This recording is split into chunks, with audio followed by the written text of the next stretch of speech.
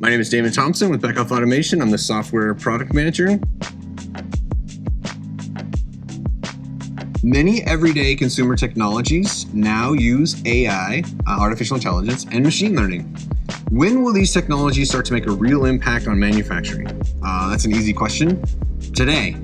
So what we're seeing in industry today is some controls vendors are starting to offer some things, but they're pretty closed where there's a set of functions. So, hey, I want to do machine learning, but I'm only going to do it for predictive monitoring. And I only have these choices. The bearing, it's a ball screw, maybe it's another mechanical assembly, and that's your choices.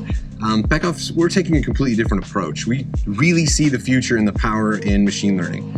So our approach is we want to use any training set to do any problem on a machine you can think of.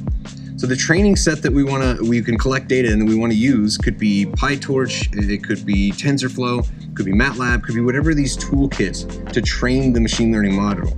And then run that module inside of TwinCat real-time and then do predictions on the application. And let me give you some examples. So we see in this video that the XTS system, we're basically matching up these movers with this conveyor that's coming through. And as they get matched up, it follows it to the end and then rotates back around so that it's ready to do a synchronization with the next mover.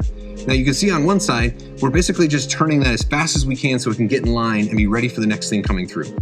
However, that means that we're running it as fast and as hard as we can. So we're using the most power and the most mechanical wear.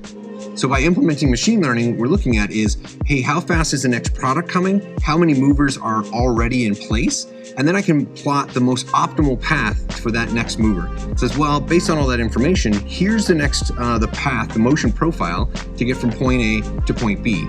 And we can see here on the HMI that we've really limited how much mechanical wear, the hot spots we see on this, and also how much power we're using. So the mechanics are gonna last longer, you're gonna have less downtime, and overall use less power to make the equipment by implementing a little machine learning in the background.